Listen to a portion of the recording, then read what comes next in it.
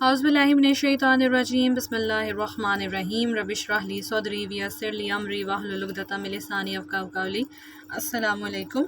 आज जो हम चैप्टर पढ़ रहे हैं चैप्टर 5 है और सब्जेक्ट हमारा clinical decision making differential diagnosis और चैप्टर का नाम है screening for हेमाटोलॉजिक disease. हेमाटोलॉजिक disease actually blood related disorders हैं, ठीक है, ब्लड डिजीज़ हैं। थोड़ा सा इसका इंट्रोडक्शन लेकर हम फिर मेन टॉपिक पे आ जाएंगे, ठीक है। हम देखेंगे कि अगर रेड ब्लड सेल्स के बारे में देखेंगे, वाइट ब्लड सेल्स, प्लेटलेट्स के बारे में देखेंगे। अगर रेड ब्लड सेल्स ज़्यादा हो गए हैं तो हम इसको एरिथ्रोसाइटोसिस कहते हैं, प्लेटलेट्स ज़्यादा हो गए तो थ्रोम्बोसाइटोसिस है, वाइट ब्लड सेल्स ज़्यादा हो गए तो ल्यूकोसाइटोसिस। तो cytosis actually increase in number है और ल्यूकोपीनिया, जब पीनिया का वर्ड आता है, ठीक है, पीनिया इज़ मतलब नंबर कम हो जाना, ठीक है। जिस तरह ल्यूकोपीनिया देखेंगे, थ्रोम्बोसाइटोपीनिया देखेंगे, ठीक है, अनीमिया। तो ये सब चीज़ें हम देखेंगे और कुछ दिनों पहले ये लेक्चर पढ़ा था और आज हम इसको इंशाल्लाह एक साथ रिवाइज़ करेंगे और कुछ नई चीज़ें भी एक्सप्लोर करने की कोशिश करेंगे, ठीक है। क्या लिखा हुआ है यहाँ पर कि जो ब्लड है consist of the two major components. Plasma होता है ब्लड के अंदर, ठीक है, और प्लाज्मा का कलर हमें पता होना चाहिए कि पेल येलो और ग्रे येलो फ्लूइड होता है, ठीक है, येलोइश कलर होता है प्लाज्मा का। और उसके अंदर मज़ीद फिर एलिमेंट्स पाए जाते हैं, फॉर्म्ड एलिमेंट्स आ जाते हैं। एरिथ्रोसाइट्स जो कि रेड ब्लड सेल्स हैं और ल्यूकोसाइट्स वाइट ब्लड सेल्स होते हैं और प्लेटलेट्स को हम थ्रोम्बोसाइट्स कहते हैं, ठीक है। तो ये चीज़ हमने देख ली, is the circulating tissue of the body. और आगे अगर हम बात करें कि इरिथ्रोसाइट्स क्या हैं, red blood cells carry the oxygen to tissues and remove carbon dioxide from them. तो ये कुछ फंक्शंस उन्होंने एक जनरल सी बात लिखी हुई है कि रेड ब्लड सेल्स का काम है, क्योंकि रेड ब्लड सेल्स पे हीमोग्लोबिन होता है ना, इसके अंदर हीमोग्लोबिन पर मुश्तमिल होता है और हीमोग्लोबिन के ऊपर ऑक्सीजन आकर लगती है, ठीक है। वो ऑक्सीजन कैरी करता है और टिश्यूज़ तक पहुंच जाता है, वहाँ से कार्बन डाइऑक्साइड लेकर लंग्स तक और फिर लंग्स से वो गैसेस एक्सचेंज के थ्रू बॉडी से बाहर निकल जाता है। तो ये जो ऑक्सीजन ट्रांसपोर्ट का काम है ये तो रेड ब्लड सेल्स का काम है, ठीक है। फिर ल्यूकोसाइट्स का काम हमें पहले से ही पता है कि इन्फ्लेमेटरी, जहाँ पर बॉडी में इन्फ्लेमेशन हो जाती है उधर रेड ब्लड सेल्स मौजूद होते हैं, वहाँ पर इम्यूनिटी काज कर रहे होते हैं, ठीक है। तो ये इम्यून रिस्पॉन्स दे रहे होते हैं वाइट ब्लड सेल्स। तो plasma carries antibodies and the nutrients the tissues and remove waste from the tissues, ठीक है। तो प्लाज्मा है, हमने कहा वो येलोइश सा मैटर है।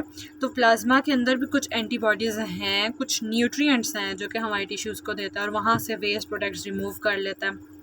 फिर प्लेटलेट्स का क्या काम है, हमने रेड ब्लड सेल्स का देख लिया कि वो ऑक्सीजन कैरी कर रहे थे, वाइट ब्लड सेल्स देख लिया इम्यूनिटी के अंदर, प्लाज्मा के अंदर भी एंटीबॉडीज़ हैं, प्लाज्मा वेस्ट प्रोडक्ट्स को रिमूव करा रहा है और न्यूट्रिएंट्स दे रहा है। फिर प्लेटलेट्स के बारे में उसने कह दिया कि कोएगुलेशन फैक्टर्स होते हैं, ठीक है, प्लाज्मा के अंदर ही मौजूद होते हैं, control the clotting of the blood. तो ब्लड क्लॉटिंग कराने के लिए प्लेटलेट्स होते हैं। ये बातें हमें पहले भी पता है लेकिन हमने वैसे ही रिवाइज़ कर ली है। फिर जो प्राइमरी हेमाटोलॉजिक डिजीज़ है लिखा हुआ अनकॉमन है, मतलब प्राइमरी जो ब्लड डिसऑर्डर है कि वो इतना कॉमन नहीं है, लेकिन haematologic manifestation secondary to the other disease और कॉमन। अगर किसी और बीमारी के नतीजे में खून की कमी हो गई है, लाइक कैंसर है, किसी को ब्लड का होता है, ठीक है। इसी तरह उन्होंने बता दिया फिजिकल थेरेपी प्रैक्टिस में symptoms of the blood disorders are most common in relation to the use of NSAIDs, non steroidal anti inflammatory drugs हैं। तो जो लोग एनसेड्स ले रहे होते हैं, एस्पिरिन वगैरह, डिस्प्रिन, ठीक है, सर दर्द वगैरह के लिए या किसी भी चीज़ के लिए एस्पिरिन ले रहे हैं, तो उसके अंदर फिर ब्लड डिसऑर्डर्स आ जाते हैं जो लोग लॉन्ग टर्म यूज़ कर रहे थे, या कोई न्यूरोलॉजिकल कॉम्प्लिकेशन थी associated with pernicious anaemia. Vitamin B12 की अगर डेफिशिएंसी हो जाए ना तो उससे ना पर्नीशियस अनीमिया हो जाता है।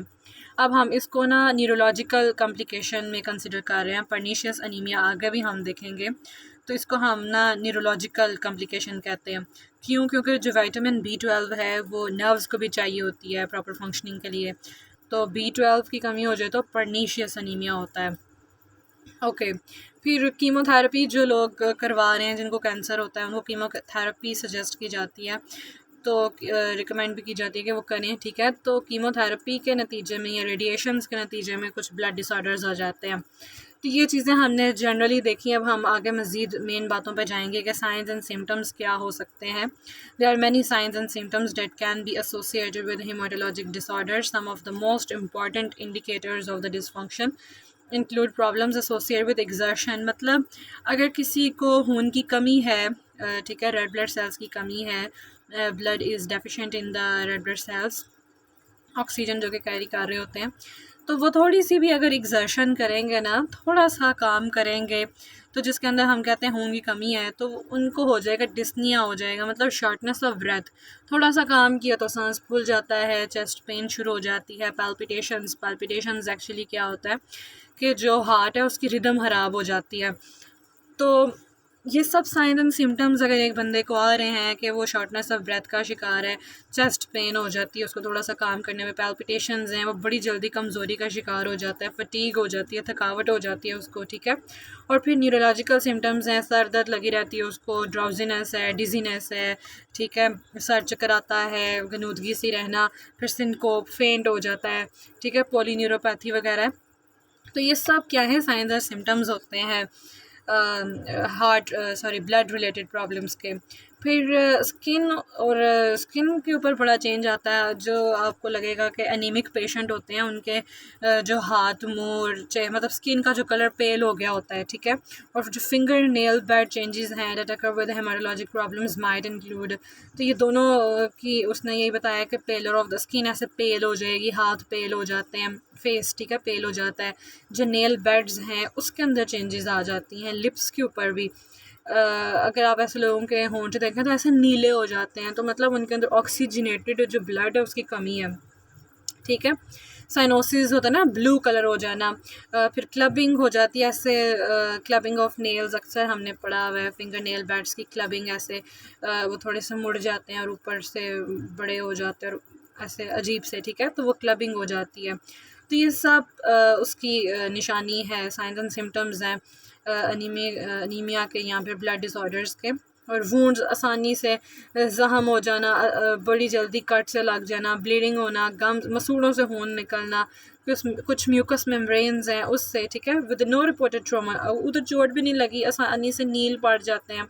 अक्सर लोग कंप्लेन करते हैं कि हमारी बॉडी में तो नील पड़ गया, तो एक्चुअली खून की कमी हो या कोई डिसऑर्डर हो ऐसा, तो फिर ऐसा हो सकता है। The presence of blood in the stool, ये भी ब्लड रिलेटेड डिसऑर्डर्स हैं, हीमाटोलॉजिक डिसऑर्डर्स इनको हम कहते हैं कि स्टूल में ब्लड का आना। फिर वॉमिटिंग, एमिसिस वॉमिटिंग को कहते हैं, ठीक है, वॉमिटिंग में ब्लड आ जाना, या बहुत शदीद दर्द होना, जॉइंट्स का स्वेल कर जाना, मसल्स में स्वेलिंग या पेन होना, तो ये सब चीज़ें हेमाटोलॉजिकल बेस्ड सिस्टमिक डिसऑर्डर्स होते हैं, ठीक है। फिर आगे लिखा हुआ है कि haematologic induced signs and symptoms seen in the physical therapy practice occur as a result of the medications. अगर फिजिकल थेरेपी प्रैक्टिस कोई कर रहा है तो वो कुछ मेडिकेशन सजेस्ट कर देता है, इंसेट्स दे देता है, ठीक है, पेन किलर्स वगैरह देता है, तो उसके नतीजे में भी ब्लड डिसऑर्डर्स आ जाते हैं। मिसाल के तौर पर क्रॉनिक और long term use of the steroids and non steroidal anti inflammatory drugs कोई बंदा यूज़ कर रहा था, तो ये चीज़ें एक्चुअली ये मेडिसिन्स क्या करती हैं, ये ना स्टमक पर जाकर ठीक है असर करती हैं, गैस्ट्राइटिस कर देती हैं, इन्फ्लेमेशन, ठीक है, तो उधर पेप्टिक अल्सर, स्टमक अल्सर हो जाता है, फिर जिसकी वजह से जीआई ब्लीडिंग होती है। अगर अंदर जख्म हो रहे हैं, अगर अंदर म्यूकस वॉल डैमेज हो रही है, तो फिर ब्लीडिंग ही होगी ना, in subsequent iron deficiency anaemia, और फिर जब ब्लीडिंग के थ्रू आयरन भी सारा ज़ाया हो रहा है, ठीक है, तो आयरन डेफिशिएंसी एनीमिया हो जाता है।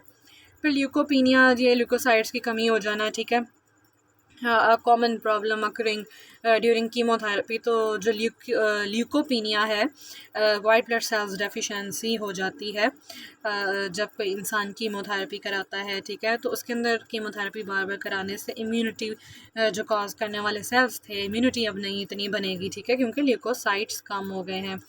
और the symptom of certain types of the cancer can produce symptoms of infections.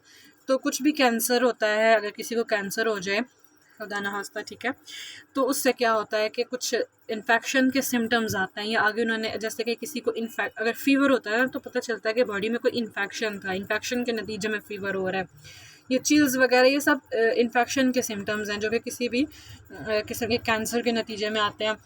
Tissue inflammation हो रही है, वहाँ पर इन्फेक्शन है, sore mouth and throat and oesophageal pain है, म्यूकस मेम्ब्रेन अल्सरेशंस हैं। तो ये सब चीज़ें उन्होंने बता दी हैं कि ये भी साइंस और सिम्टम्स आ सकते हैं, ठीक है। फिर अब उन्होंने लिखा हुआ थ्रोम्बोसाइटोपिनिया, जिसको उन्होंने कहा है जी डिक्रीज्ड प्लेटलेट्स, कि अगर प्लेटलेट्स कम हो जाएं तो क्या होता है। अभी हम इनको थोड़ा थोड़ा देख रहे हैं। अभी हमने थोड़ा सा ल्यूकोपीनिया का कहा कि वो कीमोथेरेपी के नतीजे में हो रहा था। अब हम थ्रोम्बोसाइटोपिनिया की बात कर रहे हैं। और ऊपर शायद हमने कुछ और देखा हो। हाँ, बस यही देखा है कि ब्लीडिंग हो रही होती है, आयरन डेफिशिएंसी एनीमिया देखा। ओके तो फिर डिक्रीज्ड प्लेटलेट अगर हो जाता है associate with easy bruising and spontaneous bleeding. अच्छा देखें, अगर प्लेटलेट्स, हमने ऊपर बात की थी कि प्लेटलेट्स का क्या काम होता है, कि वो तो क्लॉटिंग कर रहे होते हैं। और अगर प्लेटलेट्स की कमी हो जाए तो मतलब अब ब्लड क्लॉट नहीं होगा, खून बॉडी में पतला हो गया है काफ़ी। और अगर क्लॉटिंग की तब भी ज़रूरत पड़ती है ना कि जब कोई सर्जरी करें या कोई चोट लगी है, तो अगर आपके प्लेटलेट्स ठीक काम कर रहे हैं तो उस जगह पर वो एक्यूमुलेट हो जाते हैं और फटाफट क्लॉट कर देते हैं और खून ज़ाया नहीं होता। अदरवाइज़ तो चोट लगने पर सारा बॉडी से लीक कर जाता। तो लेकिन जब प्लेटलेट्स की कमी है तो फिर अब लोगों को आसानी से फिर ब्रूजिंग हो जाती है, ऐसे नील पड़ जाएंगे, ब्लीडिंग होगी बहुत ज़्यादा। और ये उसने कहा है कि काफ़ी जो फिज़िकल थेरेपी कुछ प्रॉब्लम्स जब वो ट्रीट कर रही होती है, ठीक है, फिज़िकल थेरेपी प्रैक्टिस के दौरान जब र्यूमाटॉइड अर्थराइटिस होता है, ठीक है, र्यूमाटॉइड अर्थराइटिस भी एक इन्फ्लेमेटरी कंडीशन है। तो जब इसको ठीक कर रहे होते हैं, RA को, र्यूमाटॉइड अर्थराइटिस में या कैंसर को, कुछ ऐसी दवाइयाँ देते हैं, ठीक है, कुछ ऐसा ट्रीटमेंट चल रहा होता है कि एंसर्स वगैरह देते हैं हम, या फिर स्टीरॉइड्स देते हैं कि इन्फ्लेमेशन आ रहा है, तो फिर उससे प्लेटलेट्स के ऊपर भी फ़र्क पड़ता है। तो ये हमने याद रखना है। It can be MCQ, it can be scenario के अगर र्यूमाटॉइड अर्थराइटिस है एक पेशेंट को, ठीक है, और कैंसर था तो उसको ट्रीट कर रहे थे, तो उसके नतीजे में क्या होगा। तो thrombocytopenia it's in a very important scenario के उसको फिर थ्रोम्बोसाइटोपिनिया हो जाता है र्यूमाटॉइड ट्रीट करते हुए। फिर अब हम आ जाएंगे जी ब्लड डिसऑर्डर्स, जो कि हमारा मेन टॉपिक है, टॉपिक ऑफ डिस्कशन है, कि अब हम ब्लड डिसऑर्डर्स देखेंगे, कि इरिथ्रोसाइट डिसऑर्डर्स देखेंगे। सबसे पहले हम रेड ब्लड सेल्स के डिसऑर्डर देखेंगे। अगर किसी चीज़ का ज़्यादा हो जाना एक लिमिट से, एक ऑप्टिमल जो लिमिट होती है उससे किसी चीज़ का ज़्यादा हो जाना, वो भी एक डिसऑर्डर है। अगर उस लिमिट से कोई चीज़ कम हो जाती है वो भी एक डिसऑर्डर होता है। तो हम ज़्यादा और कम दोनों की बात करेंगे, ठीक है। ओके तो जो इरिथ्रोसाइट्स हैं, रेड ब्लड सेल्स हैं, consist mainly of the haemoglobin and the supporting framework. तो हमें पता है कि जो रेड ब्लड सेल्स हैं उनको हम इरिथ्रोसाइट्स कहते हैं और वो हीमोग्लोबिन पर मुश्तमिल होती है, ठीक है, उसके अंदर हीमोग्लोबिन पाई जाती है। इरिथ्रोसाइट्स ट्रांसपोर्ट करते हैं ऑक्सीजन को और कार्बन डाइऑक्साइड को। They are important in maintaining normal acid base balance, ठीक है, क्योंकि अगर अंदर कार्बन डाइऑक्साइड एक्यूमुलेट कर जाए तो एसिडोसिस हो सकता है ना, तो इसलिए वो कार्बन डाइऑक्साइड को रिमूव कराती है और टिश्यूज़ में ऑक्सीजन दे रही होती है। तो ये ब्लड कैरी करके लेकर जा रहा होता है, ठीक है। तो इसलिए रेड ब्लड सेल्स के लिए याद रखना है कि एसिड बेस बैलेंस कर रहा है। And they are more than erythrocytes than leukocytes. अगर बॉडी की बात की जाए तो हमारी बॉडी में रेड ब्लड सेल्स ज़्यादा हैं बनिस्बत वाइट ब्लड सेल्स के। तो रेशो उन्होंने हमें बता दी है कि 600:1। मतलब इतनी रेशो है कि 600 अगर एरिथ्रोसाइट्स होंगे, रेड ब्लड सेल्स होंगे, तो 1 वाइट ब्लड सेल होगा। तो ये रेशो है, ठीक है। The total number is determined by the gender, फिर altitude and the physical therapy activity, sorry। अच्छा फिर जेंडर के हिसाब से भी हम देखते हैं कि जो वुमेन हैं उनके अंदर बनिस्बत मेन जो रेड ब्लड सेल्स हैं वो कम होते हैं, ठीक है। ख़वातीन के अंदर, औरतों के अंदर कम है रेड ब्लड सेल्स और मर्दों में ज़्यादा होते हैं। इसी तरह एल्टीट्यूड की बात की जाए, जब इंसान ऊंचाई पे चला जाता है तो इन्वायरमेंट के अंदर ऑक्सीजन थोड़ी कम होती है, तो फिर आपकी बॉडी में ज़्यादा चाहिए होती है, ठीक है। आपकी बॉडी में रेड ब्लड सेल्स का ज़्यादा होना चाहिए होता है। इसलिए हम देखते हैं कि जो पहाड़ी इलाकों पर लोग रहते हैं, ऊंचाई पर रहते हैं, काफ़ी वो ब्लश कर रहे होते हैं, रेड होते हैं, ठीक है, क्योंकि उनके अंदर जो इन्वायरमेंट में ऑक्सीजन कम है तो उनकी बॉडी के अंदर ब्लड सेल्स ज़्यादा है, हीमोग्लोबिन उनके अंदर ज़्यादा होता है फिर एक बैलेंस मेंटेन करने के लिए, ठीक है। इसलिए उनके कलर भी ऐसे फेयर और फ्लशिंग होते हैं वो लोग, ठीक है। तो less oxygen in the air requires more erythrocytes to carry sufficient amount of the oxygen to the tissues. के अंदर ज़्यादा रेड ब्लड सेल्स होंगे तो वो टिश्यूज़ तक देंगे। इसी तरह फिज़िकल एक्टिविटी, जो लोग एक्टिव हैं वो ठीक रहते हैं, उनके अंदर रेड ब्लड सेल्स ठीक बनते भी रहते हैं और वो ठीक है। तो अगर जो लोग सेडेंट्री हैं तो फिर आप अक्सर देखोगे कि सेडेंट्री पीपल डल से होते हैं, ठीक है, तो उनके अंदर फ्यूअर एरिथ्रोसाइट्स होते हैं और एथलीट्स के अंदर ज़्यादा होते हैं। उसके बाद अब हम देखेंगे जी disorders of the erythrocytes are classified as follows. Not all of this conditions are discussed in this text. हम कुछ डिसऑर्डर्स देख लेंगे। हमें बस इन टर्म्स का पता होना चाहिए कि अगर किसी को अनीमिया है तो अनीमिया का मतलब यही है कि टू फ्यू एरिथ्रोसाइट्स, बहुत ज़्यादा कम हो जाते हैं। जब एरिथ्रोसाइट्स आरबीसीज कम हो जाएंगे तो अनीमिया है। पोली का मतलब आपको पहले पता है कि पोली मीन्स मैनी, किसी चीज़ का ज़्यादा होना तो पोली वर्ड यूज़ करते हैं। साइथीमिया मतलब बहुत ज़्यादा अगर एरिथ्रोसाइट्स हो गए हैं, इसको पोलीसाइथीमिया एंड एरिथ्रोसाइटोसिस, ये दोनों कंडीशंस एक ही चीज़ के नाम है। फिर कीलोसाइटोसिस, पाई कीलो एबनॉर्मली शेप्ड एरिथ्रोसाइट्स, ये वैसी कंडीशंस एमसीक्यूज़ में आ सकती हैं कि पाई कीलोसाइटोसिस क्या है। तो एक्चुअली जब शेप ख़राब हो जाएगी तो वो पाइकिलो हो जाएगी। लेकिन अनीसोसाइटोसिस में एक्चुअली अब इसमें शेप की बात नहीं हो रही, साइज़ की बात हो रही है कि मतलब कि कोई साइज़ रेड ब्लड सेल का बड़ा आएगा, कोई छोटा, कोई बड़ा, कोई छोटा, तो अब नॉर्मल आ गई है जी, वेरिएशन आ जाती है इन द साइज़। अगर शेप उनकी ख़राब होगी, जिस तरह हम कहते हैं ना सिकल सेल अनीमिया, तो सिकल सेल अनीमिया में रेड ब्लड सेल्स की शेप भी तो ख़राब होती है, वो चांद आरी नुमा चले हम कह देते हैं, ठीक है, सिकल उसी को ही कहते हैं, तो उसकी शेप ख़राब हो जाती है। तो वो पाइकिलोसाइटोसिस में आई थिंक सो आ सकता है क्योंकि अब नॉर्मली शेप्ड हो जाते हैं। लेकिन अनीसों में साइज़ ख़राब हो जाता है। और हाइपो का मतलब है कम हो जाना, हाइपोक्रोमिया मतलब इसके अंदर हीमोग्लोबिन की कमी आ गई है। तो ये एमसीक्यूज़ के लिए इंपॉर्टेंट हो सकते हैं कि अगर हीमोग्लोबिन कम हो गई है तो इसका क्या डायग्नोसिस है, उसको क्या कहते हैं कि रेड ब्लड सेल्स में हीमोग्लोबिन कम होगी तो हाइपोक्रोमिया होगा जी। आगे हम anaemia, it's a long chapter, हम इसको आहिस्ता आहिस्ता ही कर पाएंगे और कोशिश करेंगे कि हम ये कवर कर लें आज। अनीमिया की अब उन्होंने बात कर ली है, कुछ चीज़ें हम देखेंगे, फिर हम नेक्स्ट डिसऑर्डर की तरफ चलेंगे कि anaemia is a reduction in the oxygen carrying capacity of the blood. Actually anaemia में हुआ क्या है कि जो ऑक्सीजन के पास जो ब्लड की पास कैपेसिटी थी ना कि वो ऑक्सीजन कैरी करता है, ब्लड की ये करैक्टरिस्टिक होती है हीमोग्लोबिन की वजह से। तो जो ऑक्सीजन कैरिंग कैपेसिटी थी वो कम हो गई है। क्यों? क्योंकि या तो हीमोग्लोबिन उसके अंदर ठीक नहीं बन रहा, एबनॉर्मलिटी और इन द क्वालिटी या क्वांटिटी ख़राब हो जाती है एरिथ्रोसाइट्स की, ठीक है। एरिथ्रोसाइट्स की मिकदार कम हो गई है, एरिथ्रोसाइट्स ही कम होंगे तो ऑक्सीजन कैसे कैरी करेगा वो ब्लड, तो कुछ ऐसा ही अनीमिया के अंदर हमने रिडक्शन देख लिया। फिर anaemia is not a disease but a symptom, तो ये एक काफ़ी इंपॉर्टेंट बात है कि हम कंसिडर करते हैं कि शायद अनीमिया एक बीमारी है, लेकिन अनीमिया बीमारी नहीं है, सिम्टम है। किसी और बीमारी के नतीजे में ये सिम्टम आता है, किसी को कोई बीमारी थी और उसके नतीजे में उसको अनीमिया हो गया, तो ये एक सिम्टम है। और एक्सेसिव लॉस, ब्लड लॉस, अच्छा, excessive blood loss, increased destruction, तो इसमें क्या है, यहाँ तो ब्लड किसी बंदे का बहुत ज़्यादा ज़ाया हो गया किसी भी कंडीशन के अंदर, ठीक है, कोई चोट लगी, फ्रैक्चर था, सर्जरी थी, कुछ भी था, ठीक है, या फिर इंक्रीज्ड डिस्ट्रक्शन हो गई है, एरिथ्रोसाइट्स डिस्ट्रॉय हो रहे हैं, या फिर जो प्रोडक्शन थी वो कम हो गई है, तो ये उन्होंने हमें बता दिया। इसके अलावा उसने बताया कि फ़िज़िकल थेरेपी प्रैक्टिस, जो हमारे अब स्कोप की बात है कि जो फ़िज़िकल थेरेपी प्रैक्टिस की बात करें कि अनीमिया रिलेटेड जो डिसऑर्डर्स होते हैं usually occur in one of the 4 broad categories. तो फिज़िकल थेरेपी प्रैक्टिस में आप इन 4 में से कोई ना कोई कैटेगरी तो देखोगे ही, ठीक है, कि किस वजह से मतलब अनीमिया हो रहा होता है। आयरन डेफिशिएंसी हो जाती है with chronic GI blood loss secondary to the NSAID use. कोई बंदा था वो काफ़ी देर से एनसेड्स यूज़ कर रहा था, non steroid anti inflammatory drugs, aspirin उसमें आती है कॉमनली, तो वो एनसेड्स यूज़ कर रहा था, उसका हो गया जी पेप्टिक अल्सर, उसका स्टमक अल्सर हो गया उसको, और जिसकी वजह से जीआई ब्लीडिंग शुरू हो गई और वो स्टूल के ज़रिए बाहर एक्सेसिव ब्लड ज़ाया हो जाता है, तो आयरन डेफिशिएंसी हो जाती है। तो ये फ़िज़िकल थेरेपी प्रैक्टिस के अंदर ही आया कि उसने एनसेड्स ली और ये हो गया उसको। दूसरी 4 उन्होंने बातें बताई हैं। दूसरी क्या है जी,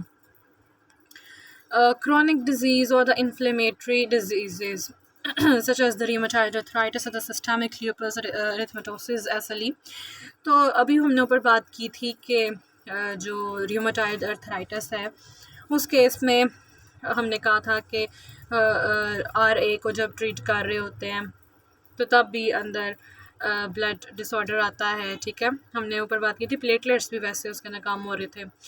ओके, तो दूसरी हमने ये कंडीशन देख ली कि SLE ये इन्फ्लेमेटरी डिजीज़ है ना, हम कहते हैं कि रूमेटॉइड आर्थराइटिस में इन्फ्लेमेशन हो जाती है, तो क्रोनिक डिजीज़ है कोई, उसके नतीजे में अनीमिया हो गया बंदे को। और इसके अलावा neurologic conditions like the pernicious anaemia, हमने बात की थी कि जो विटामिन B12 होता है ना, उसकी अगर हो जाए ना डेफिशिएंसी, तो उसको पर्नीशियस अनीमिया हम कहते हैं। और ये एक न्यूरोलॉजिक कंडीशन इसलिए है कि विटामिन B12 नर्व्स के लिए चाहिए। तो इस तरह हमने करके इसको रिलेट किया हुआ है कि न्यूरोलॉजिकल कंडीशन है जी पर्नीशियस अनीमिया।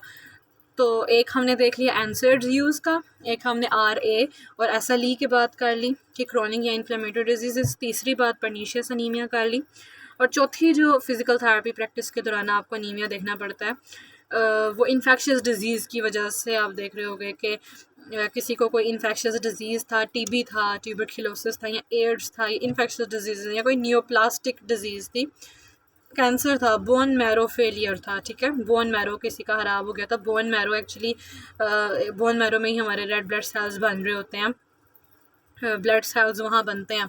अगर बोन मैरो फेलियर हो जाए तो फिर कैसे वो बनेंगे। तो ये उन्होंने हमें बातें बता दी हैं कि चौथे पॉइंट पे हमने TB देख लिया, ट्यूबरक्लोसिस, एड्स एंड कैंसर देख लिया। फिर अनीमिया विद नियोप्लेसिया में भी common complication of the chemotherapy. तो कीमोथेरेपी में हमने ऊपर भी बात की थी, ल्यूकोपीनिया भी अगर हो जाए ना, ल्यूकोसाइड्स की कमी हो जाए ना, वाइट ब्लड सेल्स भी कम हो जाते हैं कीमोथेरेपी से। इसी तरह अनीमिया भी हो जाता है। और विद नियोप्लेसिया में भी द कॉमन कीमोथेरेपी किसी ने कराई थी as a consequence of the bone marrow metastasis. ठीक है, या फिर बोन मैरो में कोई मेटास्टेसिस हो गई थी, कैंसर हो गया था। तो anaemia can also occur as a result of the leukaemia. तो leukaemia is a blood cancer, और I think so bone marrow ही कैंसर है, तो ब्लड कैंसर है वैसे, और उसके नतीजे में भी फिर अनीमिया हो जाता है। ओके, फिर आगे हम देखते हैं जी। अभी हमने सिर्फ एरिथ्रोसाइट डिसऑर्डर देखा है, उसके साइंस एंड सिम्टम्स हम फ़ौरन से देख लेते हैं ताकि हम मज़ीद प्रोसीड कर सकें। Deficiency in the oxygen carrying capacity of the blood may result in the disturbances in the function of many organs and tissues leading to the various symptoms.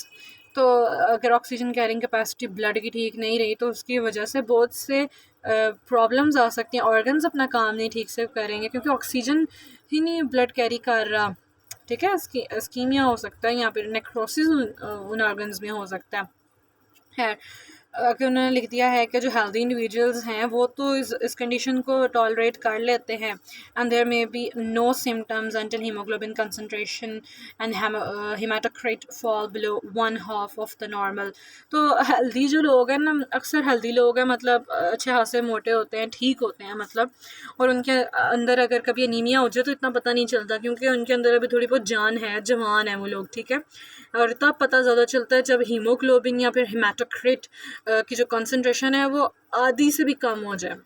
ठीक है, हाफ मतलब आधी से भी कम हो जाए ना, फिर जाके पता लगता है उन्हें।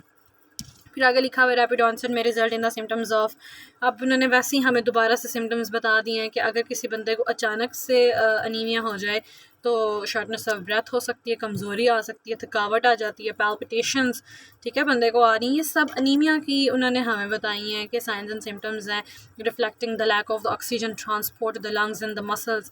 तो फिर जो ऑक्सीजन थी जिसने लंग्स में जाना था, मसल्स तक जाना था, वो कम हो जाती है। Many people can have moderate to severe anaemia without this symptoms, और कुछ लोगों में सिम्टम्स भी नहीं आते क्योंकि उनको मॉडरेट से सीवियर अनीमिया होता है, अच्छी खासी अनीमिया हुआ होता है, लेकिन वो चल फिर रहे होते हैं, तो ऐसे शॉर्टनेस ऑफ ब्रेथ नहीं आती। हाँ, स्किन कलर शायद चेंज हो जाए लेकिन उनके पाल्पिटेशंस कोई नहीं आ रही। फिर changes in the hand and the finger nails में भी ऑब्जर्व ड्यूरिंग द इंस्पेक्शन। तो ये बड़ा उन्होंने हमें बता दिया कि अगर किसी को देखना ना आपने तो आप उसके हैंड्स का कलर देख लो, फिंगर नेल बैड्स का कलर देख लो। ठीक है, anaemic clients have should be okay. फिर उन्होंने एक और बात बताई है कि जब आप किसी बंदे का हैंड का कलर देख रहे हो तो जो क्लाइंट का हाथ होना चाहिए ना वो गर्म होना चाहिए।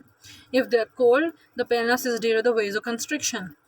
ठीक है, अगर हाथ गर्म है फिर भी वो पेल है तो मतलब अनीमिया है। और कभी कभी ऐसा होता है कि हाथ ठंडे पड़ जाते हैं और वेजो कंस्ट्रक्शन की वजह से उधर ब्लड फ्लो नहीं कर पा रहा होता। तो ये चीज़ आपने देख लेनी है कि पेशेंट के हाथ गर्म है या ठंडे हुए हैं, मौसम कैसा है उस जगह का, तो आपने इसको देख लेना। फिर systolic blood pressure may not be affected but diastolic may be lower than normal.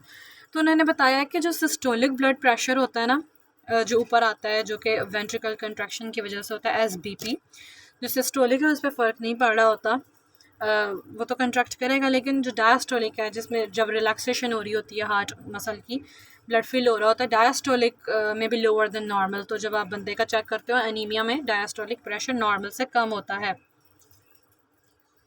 Okay, तो हमने देख लिया डायस्टोलिक प्रेशर उनका थोड़ा सा लो हो जाएगा, ठीक है। BP उन्होंने हमें बताया है कि कम हो जाएगा देन नॉर्मल। फिर दूसरी बात उसने हमें बताई है कि increase in the resting pulse rate. अगर आप किसी की पल्स चेक करो ना, तो वो जो नॉर्मल होती है ना उससे ज़्यादा हो जाएगी। BP हमने ऊपर देखा कि कम था, डायस्टोलिक प्रेशर कम था, रेस्टिंग पल्स रेट इंक्रीज़ है, ठीक है। और जो कार्डिक आउटपुट होती है ना, increases with exercise more than it does in people without anaemia, लिखा हुआ है इन्होंने।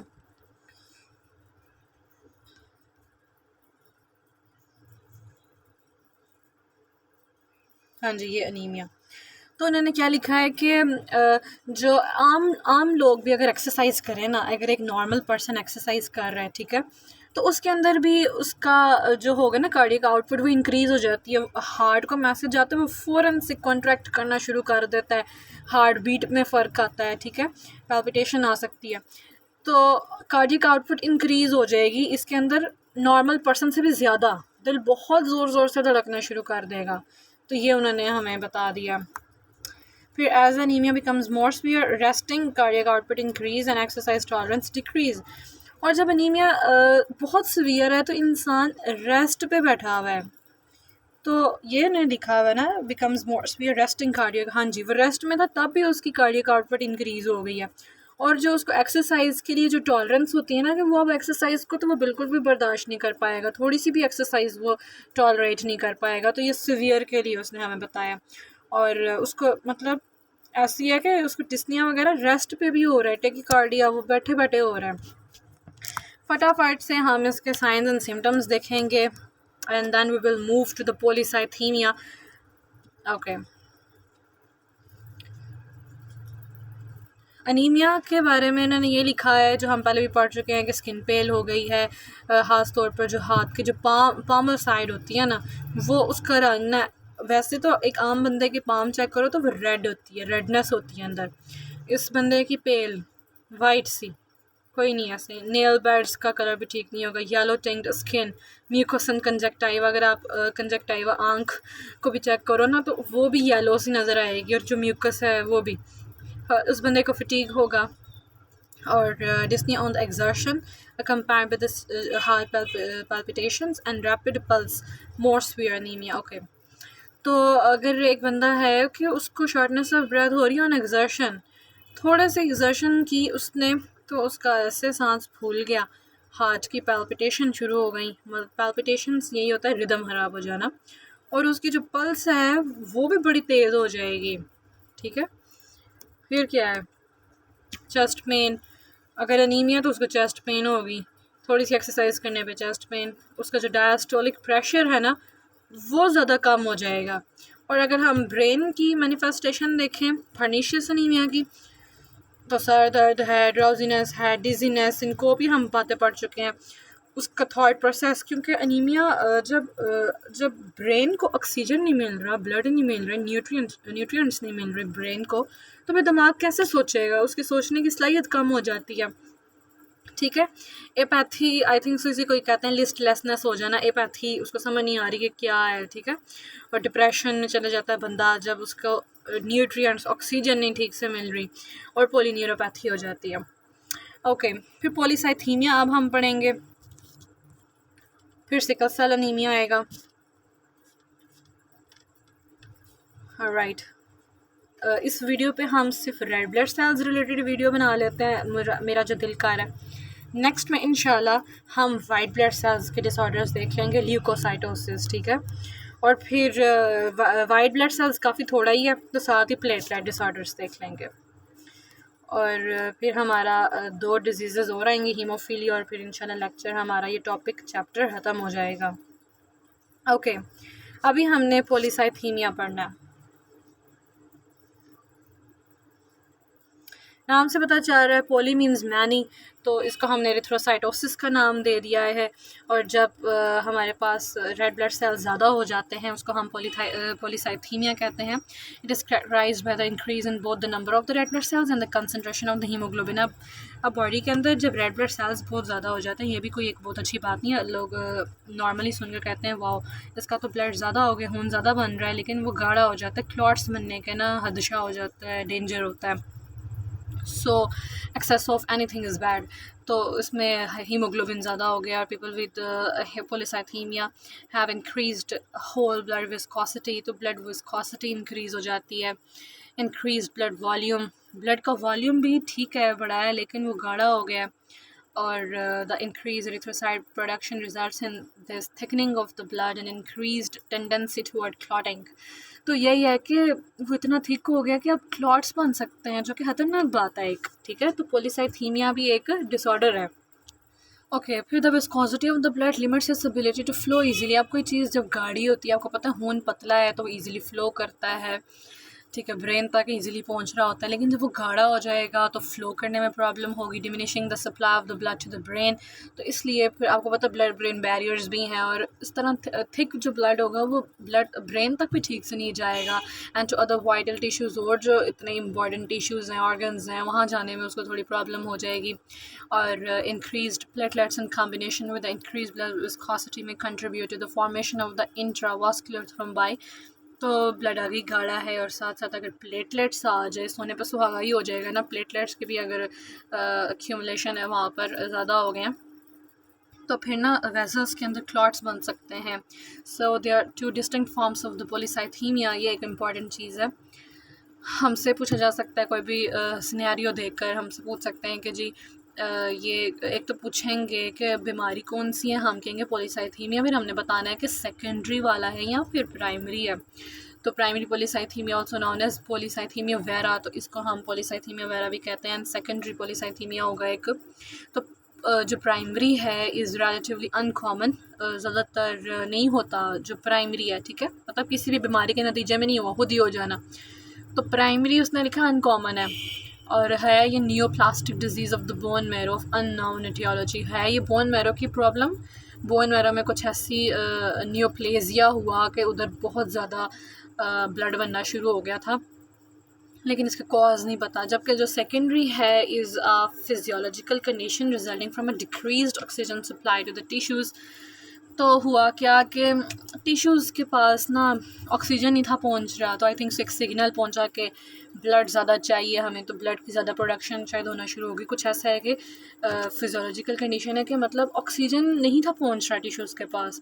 तो फिर एक ये कंडीशन बता दी, फिर उन्होंने बता दी it is associated with high altitudes. Actually जब आप ऊंचाई, पहले भी बात डिस्कस हुई है कि जब आप पहाड़ी इलाकों में ऊंचाई सी लेवल के लेवल से अबव जो इलाकों में आप जाते हो, तो वहाँ पर आपकी बॉडी की डिमांड होती है कि अब आपको ब्लड ज़्यादा चाहिए, क्योंकि बाहर इतना नहीं है, कोई ऑक्सीजन इतनी नहीं होती, ठीक है, एयर के अंदर। तो आपकी बॉडी अंदर से ज़्यादा डिमांड कर रही है कि टिश्यूज़ को ऑक्सीजन चाहिए, तो फिर ब्लड सेल्स ज़्यादा मल्टीप्लाई उधर हो रहे होते हैं, तो पॉलीसाइथीमिया उधर हो सकता है।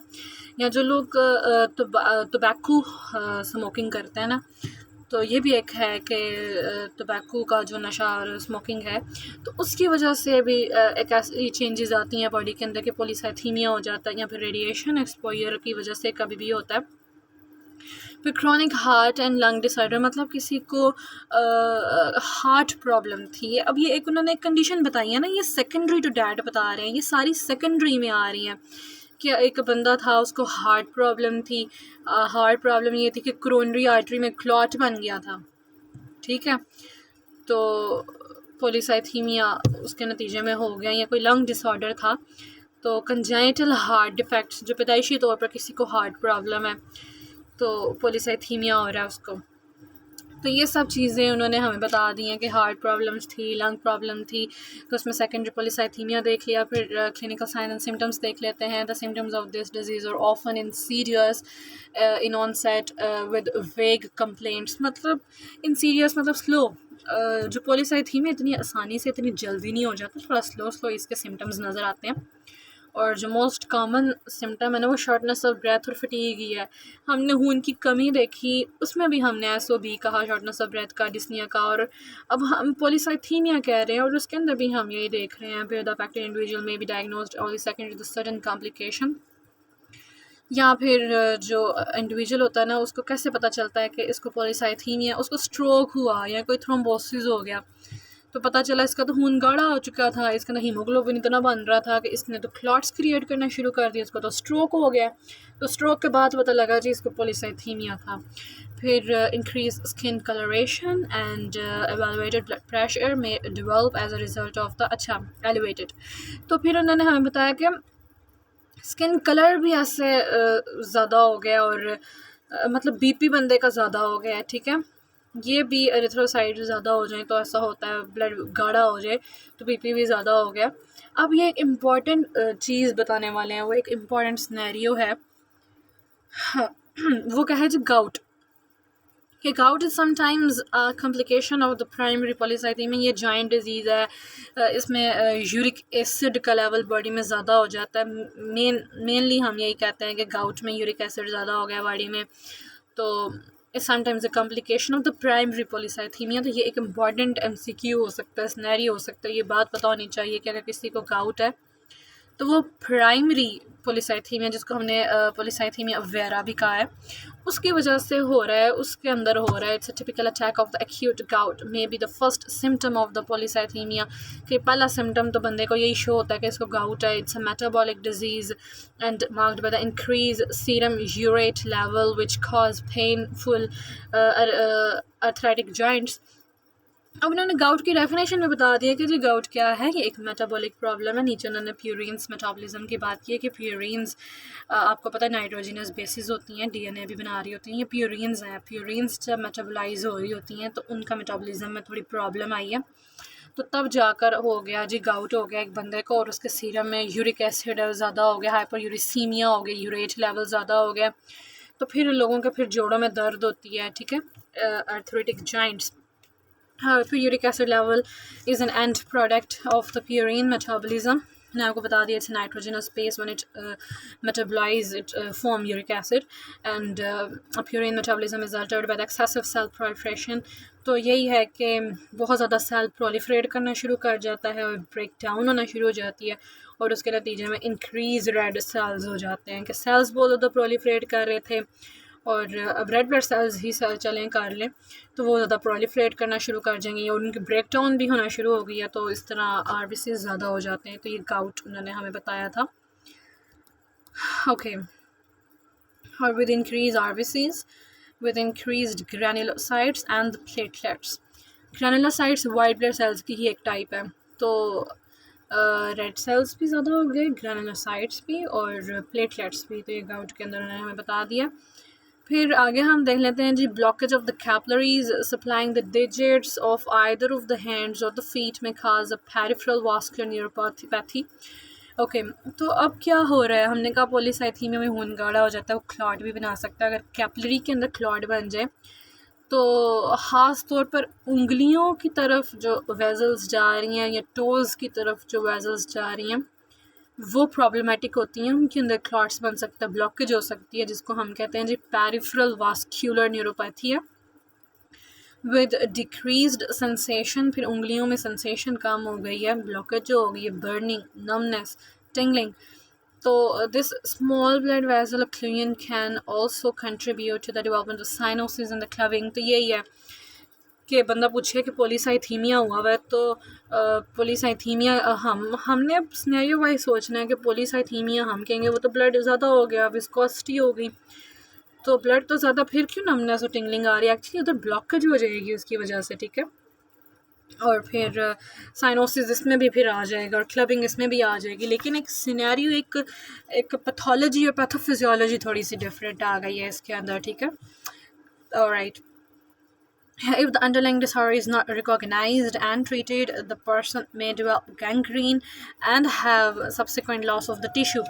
कि मतलब अगर आप इसको ठीक ही नहीं कर रहे, क्लॉट बन चुका है, उधर अब ऑक्सीजन नहीं जा रही, ब्लड नहीं जा रहा, तो गैंग्रीन, नेक्रोसिस, डैमेज स्टार्ट हो सकता है.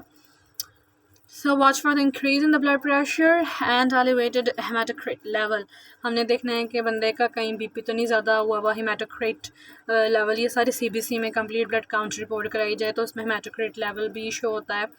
तो फिर साइंस एंड सिम्टम्स हम देख लेते हैं. हमने ऊपर अनीमिया के कुछ साइंस एंड सिम्टम्स देखे थे. हमने बात की थी कि शॉर्टनेस ऑफ ब्रेथ थी, ठीक है, डिस्निया वगैरह थी, फिर पैल्पिटेशन थी, इस टाइप की चीज़ें हमने देखी थी. साइनोसिस वगैरह भी हो जाता है उसमें भी. तो हाँ, ऊपर हमने हेडेक वगैरह भी देखा है. लेकिन पॉलीसाइथीमिया का भी दोबारा से हम देख लेते हैं कि इसके अंदर क्या हो रहा है. वेदर प्राइमरी और secondary related the increase in the blood viscosity described earlier. General मलेज and fatigue. मतलब मलेज इज़ द डिस्कम्फर्ट फीलिंग, मतलब बंदा डिस्कम्फर्ट फील करेगा और उसको फटीग हो जाएगी. फिर शॉर्टनेस ऑफ ब्रेथ है. फिर इंटॉलरेबल प्रूराइटस, यानी स्किन इचिंग को वो कह रहे हैं कि अब कुछ चीज़ें, कुछ साइन और सिम्टम्स ऐसा होते हैं कि वो सब के अंदर होते हैं. एक दो साइन और सिम्टम ऐसा होता है कि थोड़ा डिफरेंट होता है, जिसे हम डायग्नोज करने में और मतलब उसको पहचानने में आसानी होती है. अब जो स्किन इचिंग है वो हमने इसमें याद रख लेनी है, ठीक है. प्रूराइटस, पॉलीसाइथीमिया वेरा के अंदर ना इचिंग होती है. फिर हेडेक उसमें भी था. डिजीनेस, इरिटेबिलिटी, ब्लड वियन इसमें हमने देख लिया, मतलब फेंट हो रहा है. मेंटल एक्विटी कम हो रही है और फुलनेस इन द हेड. फिर disturbance of the sensation in the hands and the feet, वही हमने कहा कि सेंसेशन इसमें कम हो रही है, क्लॉट बन जाता है. वेट लॉस, एक हमने वेट लॉस देख लिया कि पॉलीसाइथीमिया के अंदर भी वेट लॉस हो रहा है, ठीक है. और इजी ब्रूजिंग है, साइनोसिस है, क्लबिंग इसमें भी है, सप्लिनोमेगाली इसमें हमने देख लिया कि इनलार्जमेंट ऑफ द सप्लीन. हमने कहते हैं कि रेजरवायर होता है रेड ब्लड सेल्स का, रेड ब्लड सेल्स उधर एक्यूमुलेट हो रहे हैं, तो अगर ज़्यादा पॉलीसाइथीमिया हो गया तो उधर मेगाली हो जाएगी, सप्लीन बड़ी हो जाती है. फिर गाउट हमने याद रखना है कि हमने पॉलीसाइथीमिया वेरा या फिर पॉलीसाइथीमिया में देखा था. फिर हाइपरटेंशन भी हम बात कर चुके हैं कि बीपी बंदे का ज़्यादा हो जाता है, तो ये इसमें हमने देख लिया. फिर एक उन्होंने बात लिख दी है, hot bath sign. This condition of skin itching is particularly related to the warm conditions. कि skin itching उसने हमें बता दी है कि skin itching कब होगी, जब warm condition है, such as being in the bed at night. जब आप कोजी फील कर रहे हो, आप बेड में हो अपने, तो आपकी स्किन इचिंग होगी. या फिर आपने हॉट बाथ लिया है, ठीक है, सर्दियों में, ठीक है, तो गर्म पानी से नहा लिया आपने, तो स्किन इचिंग शुरू हो जाएगी. तो ये पॉलीसाइथीमिया में होता है. और हमने वार्म कंडीशंस के साथ इसको रिलेट कर दिए, बीइंग इन द बेड और हॉट बाथ लिया किसी ने, ठीक है. सिकल सेल एनीमिया है हमारे पास. I want to break. Sickle cell anaemia के सिम्टम्स वगैरह देखेंगे, थोड़ा ही है, तो हम इसको डिस्कस कर लेते हैं. वीडियो पॉज कर लेते हैं, आई थिंक सो.